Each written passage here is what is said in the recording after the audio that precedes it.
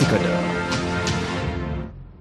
ආයිබෝන් ඔබ අදත් පැතිකඩ වැඩසටහන සමග අලුත් මාසයක පළමු දවස මේ මාසයේ ඉඳලා ඊශ්‍රායලෙන් යුරෝපයෙන් ශ්‍රී ලංකාවට නැවතත් සංචාරකයෝ කැඳවා ගන්නට බලාපොරොත්තු වෙන බව රාජ්‍ය ප්‍රකාශයට පත් කළා තියෙනවා. අනිත් අතින් බලද්දී COVID-19 අභියෝගයත් එක්ක අපේ රෝහල්වල සෞඛ්‍ය කාර්ය මණ්ඩල වෙහෙසකර දුෂ්කර කාල සමයක් ගත කරමින් ඉන්නවා. මේ පිරිසට තවදුරටත් කොපමණ ප්‍රමාණයක් වෙහෙස දරාගෙන ඉස්සරහට යන්න පුළුවන්ද? ඊ타මත්ම කැපවීමෙන් වැඩ කරන ඒ පිරිස පිළිබඳව අපි සිටිය යුතු නේද? මේ ආදී කරුණු ගැන සාකච්ඡා කරන්නට අද අපි පැතිකඩ වැඩසටහනට ආරාධනා කළා රජයේ වෛද්‍ය වෘත්තිකයන්ගේ සංගමේ සභාපති ප්‍රජා වෛද්‍ය විශේෂඥ ලක්ෂ්මන් එදිරිසිංහ මහත්මයාට. සුබ උදෑසනක් වෛද්‍ය එදිරිසිංහ. සුබ උදෑසනක්. මුලින්ම මම ඔබතුමාගෙන් අහන්න කැමතියි මේ අපි පහුගිය දවසේ මාධ්‍ය වාර්තා කළා තියෙනවා දැක්කා පිට රටින් සංචාරකයෝ නැවත ලංකාවට සංචාරක කර්මාන්ත ආරම්භ කිරීම සඳහා ගෙන එන්න ආරාධනා කරන්න බලාපොරොත්තු වෙනවායි කියලා. මේකට සුදුසුද මේ අවස්ථාව? ඔව් පළවෙනියෙන්ම සිරස නාලිකාවටත් ඒ වගේම පැතිකඩ වැඩසටහනටත් අශෝක ඔබතුමාටත් බොහොම ස්තුතියි අවස්ථාව ලබා දීම සම්බන්ධයෙන්. ඔව් මේ වෙලාවේ මම හිතන්නේ රට විශේෂයෙන්ම ඩෙල්ටා ප්‍රභේදයේ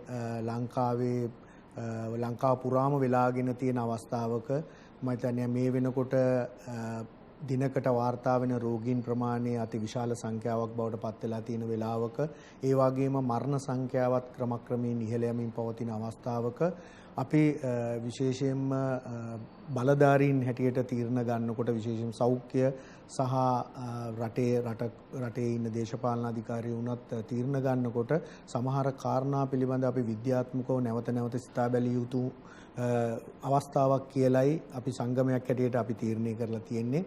හේතුව මේ රෝගය නිසා මේ වෙලාවට සමහර රෝහල්වල ධාරිතාව උපරිම මට්ටමට ළඟා වෙලා තියෙනවා. වෛද්‍යවරු ඇතුළු සමස්ත සෞඛ්‍ය කාර්ය මණ්ඩලයම දැඩි අපහසුතාවයන්ට පත්වෙමින් පවතිනවා. එතකොට මේ වෙලාවේදී අපි ආර්ථිකය ගැන සැලකිලිමත් විය යුතු ජාතියක් හැටියට හැබැයි ඒදී මම හිතන්නේ මේ සෑම තීරණයක්ම විද්‍යාත්මක පසුබිම මත තීරණය කරගත යුතු තීරණ කියලයි අපි සංගමයක් හැටියට තීරණය කරලා තියෙනවා. වෛද්‍ය එදිරිසිංහ දැන් ඔබ මේ කියන කාරණාවත් එක්ක බැලුවොත් අපිට මතකයි 2020 දී තීරණය කරනවා අපි ලංකාව යුක්‍රේන සංචාරකයන්ට ආරාධනා කරන්න.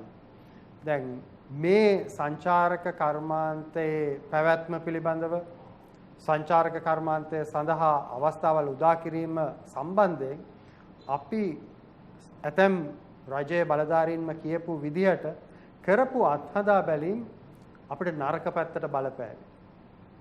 දැන් මේ මොහොතේ අපි මේ උනන්දු වන විශේෂයෙන් ඊශ්‍රායල සංචාරකයෝ ගැන තමයි අපි වැඩි බලාපොරොත්තුවක් තියලා තියෙන්නේ. ඊශ්‍රායලය කියන දේශයේ තියෙන තත්වයක් එක්ක ඔබ කොහොමද මේ දැන් මතුවලා තියෙන මේ යෝජනාව ඔබ කොහොමද තක්සේරු කරන්නේ? ඔව් අපිට මේ මාධ්‍යයෙන් මේ වෙලාවේ දකින්න හම්බෙන තොරතුරු සහ ඒ කියන්නේ විදේශ මාධ්‍ය වලින් සහ ශ්‍රී ලංකාවේ මාධ්‍ය වලින් ඊශ්‍රායලයේ තත්ත්වය ගත්තොත් ඊශ්‍රායලයේ මම හිතන්නේ ඇත්තටම දියුණු සෞඛ්‍ය පද්ධතියක් ක්‍රියාත්මක කරන රටක්. මම හිතන්නේ වැක්සින් ආවරණය ඊටාම ඉහළ අගයක තියෙනවා. ඔවුන් එහෙම තියෙද්දිත් ඔවුන්ගේ මේ වෙනකොට ඩෙල්ටා ප්‍රභේදයේ උන්ගේ රටේ අද විශාල සෞඛ්‍ය තර්ජනයක් බවට පත් වෙලා තියෙනවා. ඉතින් මේ තත්ත්වයේ යටතේ සමහර වෙලාවට මම හිතන්නේ ඔවුන්ගේ මේ අපිට වැක්සින් එකක තියෙන තත්ත්වය අපි කියනවා ප්‍රයිමරි වැක්සින් ෆේලිය එකක් වෙන්න පුළුවන්, සෙකන්ඩරි වැක්සින් ෆේලිය එකක් වෙන්න පුළුවන්. එහෙම නැත්නම් මොඩිෆයිඩ් ඩිසීස් තත්ත්වයක් වෙන්න පුළුවන්. එහෙම නැත්නම් වෛරල් ඩෝස් එකකට ඒ වැක්සින් එකක් කොරොත්තු නොදිය මේ ආදී වශයෙන් තාක්ෂණිකව වැක්සින් එකක ක්‍රියාකාරීත්වය තීරණය වෙන්න පුළුවන්. එතකොට මේ විශේෂයෙන්ම මේ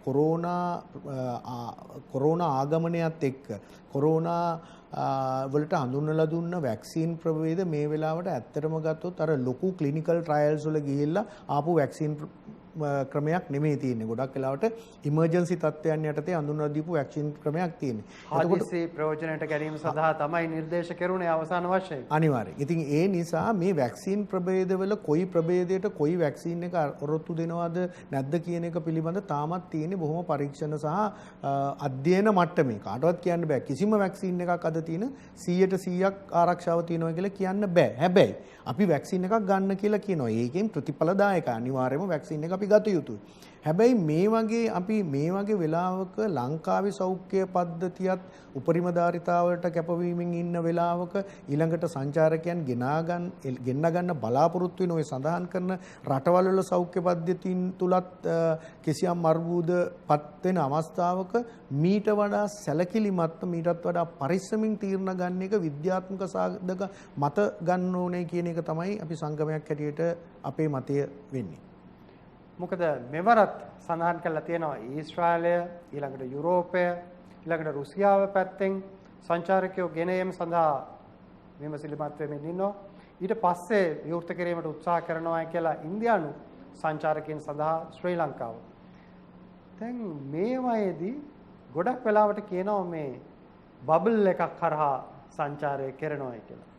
ඒත් අපි දැක්කා ගිය සැරේ මේ රුසියානු කලාපයෙන් ආපු සංචාරකයන් සම්බන්ධයෙන් ඒවා ප්‍රායෝගිකව බිමදි ක්‍රියාත්මක කරන්න බැරි වුණා.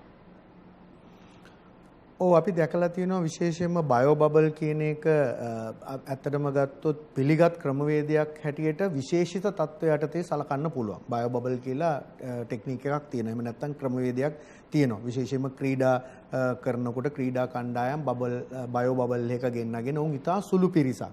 එතකොට ඉතාම සුළු කණ්ඩායමක් සුළු පිරිසක් බයෝ බබල් එකකට අරගෙන ඒ පිරිස දිගටම ඊටාම සුපරීක්ෂාකාරීව වෛද්‍ය නිරීක්ෂණ වලට ලක් කරමින් ඔවුන් නිරාවරණය කරගන්නේ නැතුව පවත්වලා අරන් යන්න ඕනේ. ඉතින් අපි කල්පනා කරන්න ඕනේ සංචාරකයෝ බයෝ බබල් එක ගෙන්න ගන්නකොට අපේ පද්ධතිය ඒකට සූදානම් කරගත යුතුයි. ඒක නිසා අපි කලබලකාරී විදිහට අපි කිසියම් එක පැත්තක විතරක් සාධක විතරක් සලකලා තීරණ ගැනීම තුළ අර්බුදකාරී තත්ත්වයක් ඇතිවීමේ හැකියාව තියෙනවා. මම හිතන්නේ අපි දැනටත් අපි මේ මොහොතේ මේ රටේ සංචරණ සීමාවල අපි ඉන්නේ. එතකොට ඒ වගේම තාම අපි කියනවා එපිඩමික් කර්ව් එක පල්ලෙහාට නැඹුරු වෙන පාටක් නෙමේ තාම පේන්න තියෙන්නේ. සමහරවිට මේ ස්ප්‍රෙඩ් එකේ අපිට එපිඩමියොලොජික් කර්ව් එකේ ඊළඟ ඩවුන් ඩිප් එකක් එන කාලේ අපිට ගණන් හදා ගන්න වෙනවා. ඒකට බලපාන විද්‍යාත්මක සාධක තියෙනවා.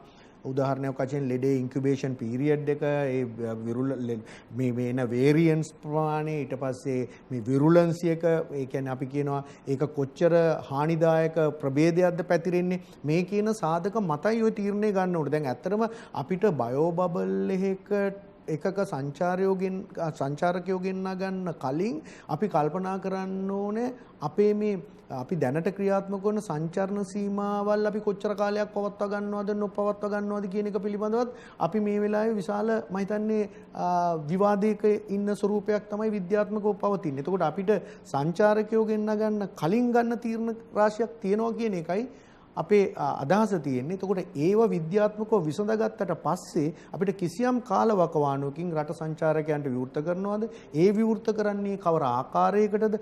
කුමන ප්‍රදේශද? මේ කියන එක මම හිතන්නේ තීරණය කරන්න ඕනේ. එතකොට ඒකට මම හිතන්නේ රටේ වැක්සින් ඒකම නැත්තම් අපේ එන්නත් කරන ආවරණය පිළිබඳ අපි නිවැරදි සංඛ්‍යා ලේඛන මම හිතන්නේ බිම් මට්ටමේදී සකස් කරගන්න ඕනේ කියන එක තමයි මට නම් අවධාරණය කිරීමට තියෙන්නේ. වෛද්‍ය දිරිසිංහ ඔබ කියන කාරණෙත් එක්ක මතුවෙන අනිත් වැදගත් දේ තමයි ආර්ථිකය සෞඛ්‍ය ආරක්ෂාව මේ සියල්ල පිළිබඳ තුලනයක් තිබිය යුතුයි. හැබැයි තීරණ ගනිද්දී ඊටාත්ම විද්‍යාත්මක ප්‍රවේශයකින් මේ දිහා බැලිය යුතුයි කියන එක.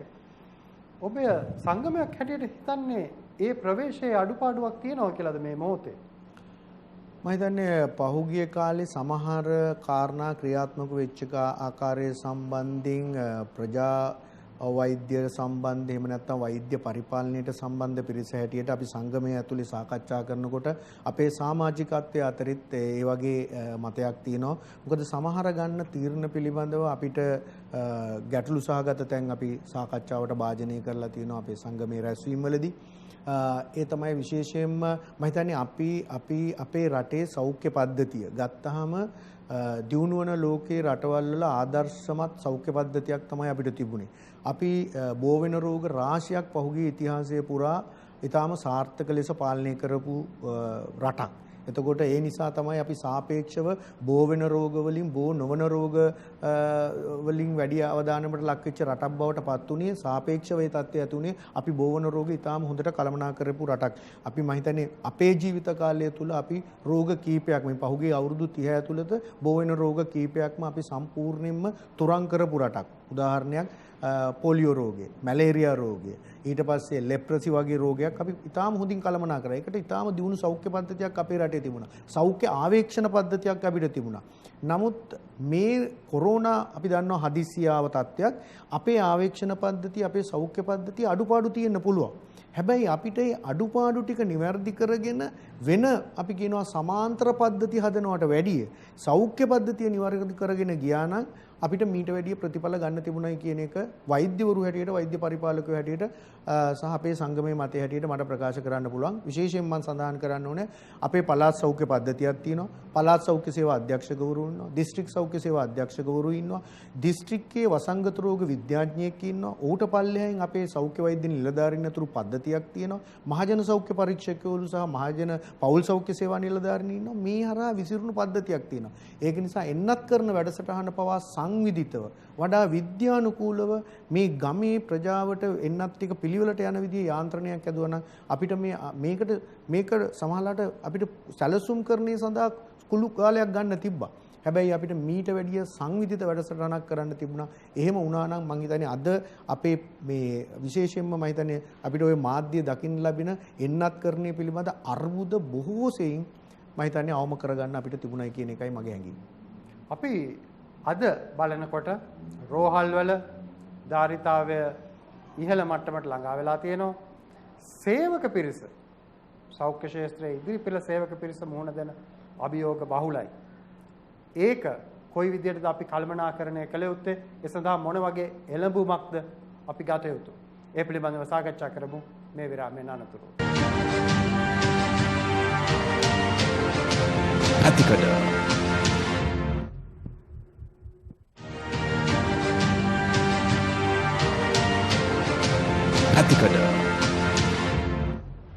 ඔබ නැවතත් පැතිකඩ වැඩසටහන සමග අද අපේ ආරාධිතයා රජයේ වෛද්‍ය වෘත්තිකයන්ගේ සංගමේ සභාපති ප්‍රජා වෛද්‍ය විශේෂඥ ලක්ෂ්මන් එදිරිසිංහ මහත්මයා. වෛද්‍ය එදිරිසිංහ, ඔබ නිවැරදිවම කිව්වා වගේ අපේ සෞඛ්‍ය පද්ධතිය ලෝකයේ පිළිගත් එන්නත්කරණය සම්බන්ධයෙන් දජධාරී සෞඛ්‍ය පද්ධතියක්. ඒත් මේ සෞඛ්‍ය පද්ධතිය අද කොවිඩ් රෝගයත් එක්ක කොවිඩ් රෝගීන් එක්ක ධාරිතාවයේ කෙලවරට උපරිම මට්ටමට ළඟා වෙමින් තියෙනවා. ඔබ වෛද්‍ය පරිපාලකයෙක්. වෛද්‍ය පරිපාලකයින්ට මේකේ පීඩනය වඩා දැනෙනවා. කොහොමද සෞඛ්‍ය පද්ධතියේ සෞඛ්‍ය සේවකයෝ, වෛද්‍යවරු, හෙදියෝ අද මුහුණ දීලා තියෙන තත්ත්වය? ඔව්, මම හිතන්නේ අපේ මුළු සමස්ත කාර්ය මණ්ඩලයම විශේෂඥ වෛද්‍යවරු, සාමාන්‍ය වෛද්‍යවරු, වෛද්‍ය පරිපාලකයෝ, ඒ අතරේ හෙදියන්, කනිෂ්ඨ කාර්ය මණ්ඩලය, අපේ ගිලන් රත රියදුරු මහත්තුරු ආදී මේ මුළු සමස්ත පද්ධතියම විශාල දැඩි පීඩනයකට ලක් වෙලා තියෙන අවස්ථාවක්. ඉතින් අපේ සෞඛ්‍ය පද්ධතිය අත්‍තරම ගත්තොත් සෞඛ්‍ය පද්ධතියම තාම කෙටියෙන් කියනවනම් මේකේ කීපයක් තියෙනවා. එකක් තමයි රෝහල් කාර්ය මණ්ඩලය. අනිත් එක තමයි අපේ නිවාරණ රෝගය අංශයේ සෞඛ්‍ය වෛද්‍ය නිලධාරීවරු, මහජන සෞඛ්‍ය පරීක්ෂකවරු, පෞල් සෞඛ්‍ය සේවා නිලධාරීන් ඇතුළු ක්ෂේත්‍රයේ වැඩ කරන පිරිස. මේ දෙපිරිසම අද අර්බුදයට ලක් වෙලා තියෙනවා. මෙහිදී රෝහල් කාර්ය මණ්ඩලයට වෙලා තියෙන තමයි අපේ විශාල ආසාදිතයින් ප්‍රමාණයක් රෝහල් පද්ධතිය තුලට එන්න ගත්තාම උන්ට ඒ සේවාවන් පවත්වාගෙන යන්න අද රෝහලේ අනිකුත් සාමාන්‍ය තත්ත්වයක් කරන සාමාන්‍ය ශල්‍ය කර්ම, අනිකුත් සාමාන්‍ය රෝග තත්ත්ව, හෘදයාබාධ මේ ආදී වශයෙන් ඇතුළු වෙන රෝගීන්ට පවා රෝහල් තුල සේවා සපයා ගැනීම සඳහා අර්බුදයක් මතුවෙමින් පවතිනවා. ඒක එක පැත්තක්. ඊළඟට අනිත් පැත්තෙන් අපේ රෝග නිවාරණාංශයෙන් තමයි මේකට උත්තරය හොයාගන්න අවශ්‍ය. අපි මේක කළමනාකරණය කරගන්න නම් අපි සාමාන්‍ය ජනතාව රෝග වීම අවම කරලා රෝහල් වලට පැමිණෙන පිරිස අවම කරගත්තොත් විතරයි අපිට මේක පාලනය කරගන්න පුළුවන්. වෛද්‍ය එදිරිසිංහ, ඉස්සරහට යන්න ඉස්සලා මට කැමති පොඩි කාරණයක් මතු කරන්න. දැන් සමාජය ඇතුළෙන් ඇතිවෙන එක තර්කයක් තමයි ඔව් රෝහල් වල මේ කොවිඩ් සම්බන්ධයෙන් කටයුතු කරන වාට්ටු වෙනදා තිබිච්ච වාට්ටු ප්‍රමාණය දැන් වැඩි කරලා තියෙනවා. ඒක හරි. නමුත් සමහර වාට්ටු වල ඒවා ටිකක් සම්පත් අපත යනවා. මානව සම්පත් එක පැත්තකින් කියන්නේ හේද කාර්ය මණ්ඩලය, වෛද්‍ය කාර්ය මණ්ඩලය මේ අය වෙනත් විෂයන් වෙනත් කලාපවල වැඩ කරන අය. හැබැයි ඒ අය රෝගීන් ඒ අංශවල රෝගීන් රෝහල්ගත වීම පහළ යෑමත් එක්ක ඒවයේ සම්පත් අතිරික්තයක් තියෙනවා. නමුත් කොවිඩ් වලට ප්‍රතිකාර කරන අය වඩා පීඩනයට ලක් වෙනවා කියලා. ඔබ කොහොමද වෛද්‍ය පරිපාලකයෙක් හැටියට මේකට පිළිතුරු දෙන්නේ? නෑ එහෙමම කියන්න අමාරුයි. මොකද මේ වෙලාවේ අපේ මම හිතන්නේ වෛද්‍යවරු හෙදෙහෙදියෝ ඇතුළු ඒ සියලුම දෙනා වෛද්‍ය පරිපාලකයෝ හැටියට මේ පවතින තත්ත්වයටදී අපි අනිවාර්යයෙන්ම ප්‍රායොරිටි දීලා තියෙනවා. එහෙම නැත්නම් ප්‍රමුඛත්වයේ සපයලා තියෙනවා කොවිඩ් රෝගීන්ට. නමුත් අපිට කිසි ලෙසකින්වත් අනිත් රෝගීන් අමතක කරන්න බෑ. විශේෂයෙන්ම හෘදයාබාධ සහිත එන රෝගීන්, බෝනෝන රෝග සහිත පිළිකා සඳහා ප්‍රතිකාර ගන්න රෝගීන් විශාල ප්‍රමාණයක් ඉන්නවා. ඊට පස්සේ වෙනකුත් හදිසි අනතුරු සහ ඒ තත්ත්වෙන් යන රෝගීන් ඉන්නවා. ඊළඟට මම හිතන්නේ දියවැඩියාව, අදිරුදුර පීඩනය, මේ කී රෝග විශාල සංඛ්‍යාවකින් පීඩා විඳින රෝගීන් ප්‍රමාණයකුත් ඉන්නවා. අපිට කොවිඩ් වගේම මේ නිසා මම හිතන්නේ කොවිඩ් වලට අමතරව කොවිඩ් නොවන විශාල රෝගීන් ප්‍රමාණයකගේ ජීවිතත් මේ වෙලාවේ අනතුරටපත් වෙලා තියෙනවා. එඳ ඔවුන්ටත් මේ සේවය ලබා දෙන්න අවශ්‍යයි. හැබැයි මේ මොහොතේ සාමාන්‍ය අපි රෝහලක ගත්තොත් සාමාන්‍ය සායන පැවැත්වෙන්නේ නැහැ. ඔවුන්ට ඖෂධ නිකුත් කිරීම කෙරුණත් සායනාර සුපුරුදු පරිදි පැවැත්වෙන්නේ නැහැ. එතකොට ඒ තියෙන වෛද්‍යවරු, ඒ හෙද කාර්ය මණ්ඩල වෙනත් කටයුතු වලට වඩා ප්‍රශස්ත විදියට අනියුක්ත කරන්න අවස්ථාවක් නැද්ද? මොකද ඔබේ වෘත්තීය සමිතිය මේ දිහා කොහොමද බලන්නේ කියන එක මම කැමතියි දැනගන්න. නෑ අපි වෘත්තීය සමිතියක් හැටියටත් සහ අපි වෛද්‍ය පරිපාලකයෝ හැටියටත් අපි දෙවිදියටම අපි කල්පනා කළා. අපි කියන්නේ අනිවාර්යයෙන්ම මේ රෝහල් වල පද්ධති වලට උපදෙස් දීලා තිනවා. නමුත් සමහර තැන්වල ගැටලුකාරී තත්ත්ව ඇති වෙලා තියෙන්න පුළුවන්. නමුත් සමස්ත කාර්ය මණ්ඩලයේ මේ වෙලාවට වෛද්‍යවරු ඇතුළු සමස්ත කාර්ය මණ්ඩලයේ අනිකුත් සියලුම කාර්ය මණ්ඩලයේ බොහෝ වෙලාවට මම හිතන්නේ කොවිඩ් රෝගීන්ට ප්‍රතිකාර දීම සඳහා ප්‍රමුඛත්වය දීලා කටයුතු කරනවා.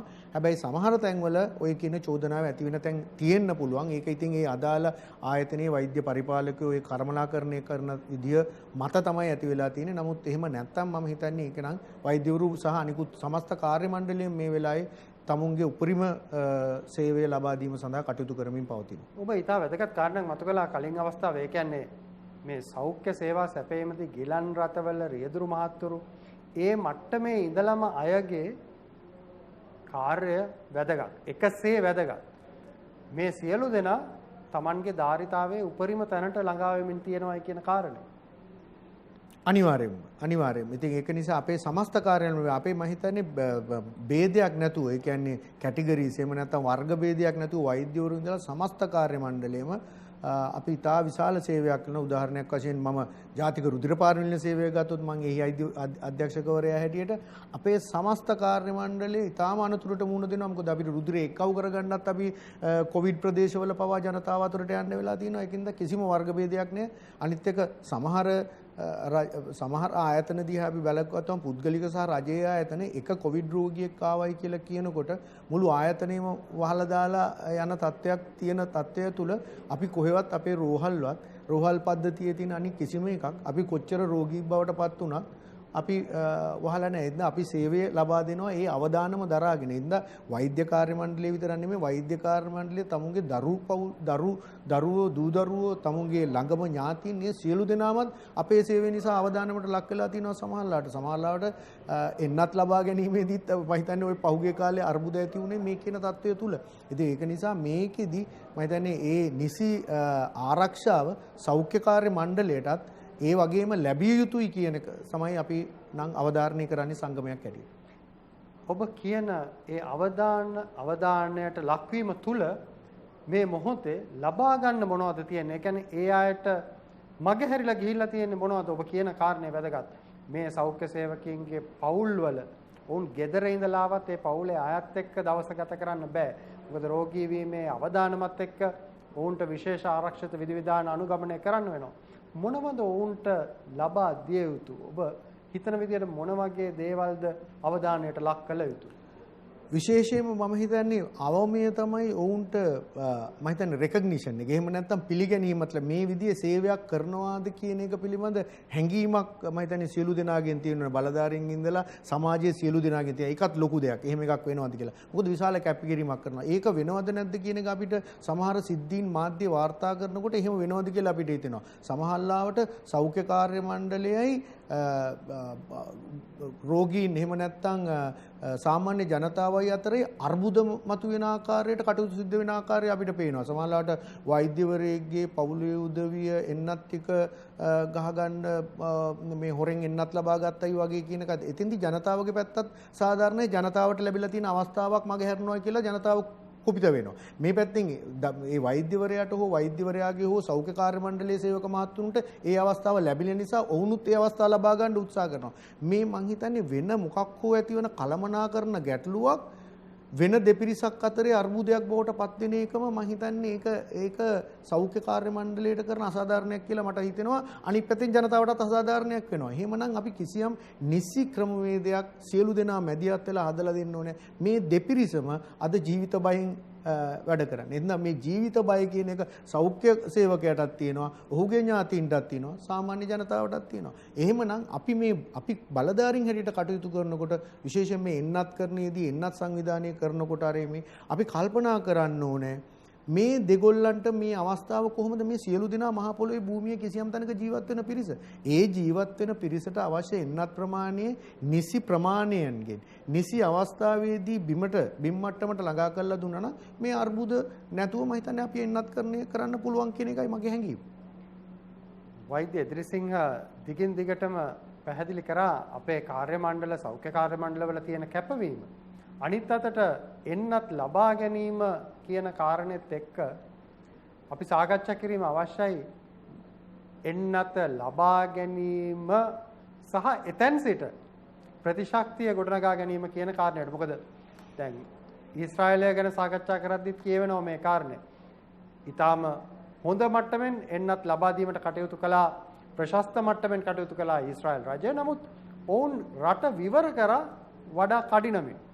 එන්නත් කරපු ගමන්ම විවෘත වීම සිද්ධ වුණා. මෙන්න මේ කාලරාම මම කැමති ඔබේ යෝජනා දැනගන්න සංගමයක් හැටියට.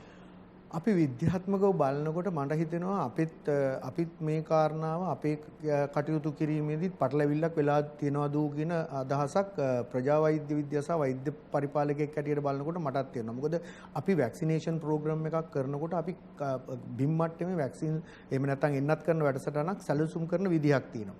එන්නතක් සහ ඉන්ජෙක්ෂන් එකක්. එහෙම නැත්නම් එන්නතක් සහ නික්ෂේපණයක් කියන එකේ විද්‍යාත්මක ප්‍රධාන කාරණා දෙකක් තියෙනවා. නික්ෂේපණයක් අපි ලබා දෙන්නේ රෝගියෙක්ට. ඒ රෝගියාට ඒ වෙනකොට රෝගකාරකයක් ඇතුල් වෙලා රෝගකාරකයේ මර්ධනය කරන්න තමයි අපි ඉන්ජෙක්ෂන් එකක් ගහන්නේ. නමුත් වැක්සින් එකක් අපි ගහන්නේ සාමාන්‍ය ජනතාවට. ලෙඩේ හැදිච්ච නැති පුද්ගලයෙක්ට. ඒකෙන් අපි බලාපොරොත්තු වෙන්නේ එයාට ලෙඩේ හැදෙන එක වළක්වා ගන්න. ඒකෙන් පුද්ගල වාසියක් වගේම සමාජ වාසියක් බලාපොරොත්තු වෙනවා. එතකොට අපි අපේ සෞඛ්‍ය මඩවිඩියේ තියෙනවා ජනතාව ඒකරාශී කිරීමෙන් වළක්වන්න කියලා. නමුත් අපි වැක්සින් මධ්‍යස්ථානයකට විශාල පිරිසක් ඒකරාශී කරොත් එහෙම ඒ පුද්ගලයාට වැක්සින් එක අරගෙන ජනතාවට මේ පිළිබඳ වැටහීමක් නොතිබෙන්න පුළුවන්. මොකද ජනතාව සාමාන්‍ය ජනතාව. මේකේ විද්‍යාත්මක පසුබිම දන්නේ නැහැ. ඒතකොට එන්නත් කරන්නේදී ඔබ එන්නත් මාත්‍රාවක් ලබාගත්ත දා ඉඳලා එන්නතේ මාත්‍රා දෙකම ලබාගෙනත් ගත්තහමත් එතකොට මේ එන්නත්කින් අපිට ආරක්ෂාව ලැබෙන්නේ සති 6ක් 8ක් විතර කාලයක් අනිවාර්යයෙන්ම ගත වෙනවා. සාමාන්‍ය ඒකත් සමහරවිට 100%ක් නොවෙන්න පුළුවන්. එතකොට බැරි වෙලාවක්වත් ඔබ එන්නත් පොලිමේකේදී කොරෝනා වැළඳගත්තොත් අපේ මේකේ බීජෞෂධ සමය එහෙම නැත්නම් ඉන්කියුබේෂන් පීරියඩ් එක ලෙඩේ හැදෙන්න ගත වෙන්නේ වෛරසයේ ශරීරගත වෙලා දවස් 14යි සති 2යි. එතකොට ඔබ එන්නතේ ප්‍රතිලාභය ලැබෙන්න කලින් ඔබට වෛරසයෙන් රෝගය ආසාදනය වීමේ හැකියාව තියෙනවා. ඒ නිසා අපි මේ එන්නත් කරණය ඊතා කුඩා කණ්ඩායම් වලට සංවිධිතව බිම් මට්ටමේදී කරොත් තමයි අපිට මේකේ ප්‍රතිඵලය ගන්න පුළුවන් වෙන්නේ. එහෙම නැත්නම් අපේ එපිඩමික් කර්ව් එක තවත් දිගට ටික දවසක් යනවා. මොකද මේ එන්නත් පොලිමේදීත් වැක්සින් පොලිමේදීත් ලෙඩේ අරන් යන පිරිසක් අපේ සමාජයේ ඉන්න හැකියාව තියෙනවා. ඒක නිසා මේකෙන් කියන්නේ එන්නත කරන්න එපා කියන එක නෙමෙයි. එන්නත දිය යුතුයි. එන්නත දීයන්ද හොඳ එන්නත කවර ආකාරයේද කියනකට අතදී මේ හැම එන්නතක්ම හොඳ වෙන්නත් පුළුවන්. හැබැයි ඒක දෙන નિયમિત ක්‍රමයට එන්නත දිය යුතුයි. ඊළඟට අපිට තියෙන්නේ සංඛ්‍යාලේඛන ප්‍රශ්නයක් ඇති වෙනවා. අද ඕනෑම තැනකින් එන්නත් ගත්තාම අපිට මේ රට විවෘත කරගන්නත් ඕන නම් අපි යෝජනා කරන්නේ සංවිධිත එන්නත් ක්‍රමයක් කරන්න. මොකද බිම් මට්ටමේදී නිශ්චිත භූමි ප්‍රදේශයක එන්නත් ප්‍රමාණය කරාට පස්සේ තමයි අපිට ආවරණ අනුපාතයේ ගණන් හදා ගන්න පුළුවන්. එතකොට එන්නත් කරනදී අපි ගොඩක් වෙලාවට අද ඇහෙන්න දකින්න මෙච්චර ප්‍රමාණයකට එන්නත් දුන්නා කියලා. මේක කියන්නේ අපි මේ රේට් එක අපි ගණන් හදන්නේ ප්‍රොපෝෂන් එකක්. එහෙම නැත්නම් මේක ඒ කියන්නේ ප්‍රතිශතයක් හැටියට ගණන් හදන්නේ. එතකොට මේකේ ලවයකුයි හරයකුයි තියෙනවා. අපි ලවය විතරක් නියුමරේටර් එක විතරක් ගණන් හදලා බෑ. අපි මේකේ තියෙනවා ඩිනෝමිනේටර් එකක්. එහෙම නැත්නම් හරයක් කියලා එකක් තියෙනවා. කොච්චර කිසියම් නිශ්චිත කාලරාමුවක් තුල නිශ්චිත භූමි ප්‍රදේශයක ඉන්න පිරිසකකින් කවර ප්‍රමාණයකට අපි මේක දුන්නද කියන එක මත තමයි අපිට මේක ගණන් හදන්න පුළුවන්. එතකොට තමයි අපිට රට ඉක්මනට විවෘත කරගන්න පුළුවන් වෙන්නේ. මොකද එතකොට අපිට ඒ කලාපය කිසියම් එන්නත් ආවරණයක් ලබාගෙන තියෙන කලාපයක් නම් ඒක අපි ඒකට ඩික්ලෙයාර් කරලා අපිට කරන්න පුළුවන් මේ ප්‍රදේශයේ කිසියම් ආරක්ෂිත මට්ටමක් තියෙනවා කියලා. ඉතින් අද අපිට මේ තියෙන වෙලාවට අපි මේක සමහර වෙලාවට අපි සමහර ප්‍රදේශවලට ඉතා දුර බැහැර කිලෝමීටර් 100 ගණන් විතර තියෙන ප්‍රදේශවල ඉඳලා එනවා. ඉතින් මේක තමයි මම හිතන්නේ අපි ඉතා විද්‍යාත්මක වැඩපිළිවෙලක් ගියොත් අපිට ඉක්මනින් සංචාරකයෝ ගෙන්න ගන්නත් පුළුවන් වෙයි. ඉක්මනින් රට විවෘත කරගන්නත් පුළුවන් වෙයි. අපි යෝජනා කරන්නේ වෛද්‍ය ත්‍රිසිංහ බෙහෙවින්ම ස්තුතියි අද පැතිකඩ සංවාදයට එක් වුණාට. බොහොම ස්තුතියි.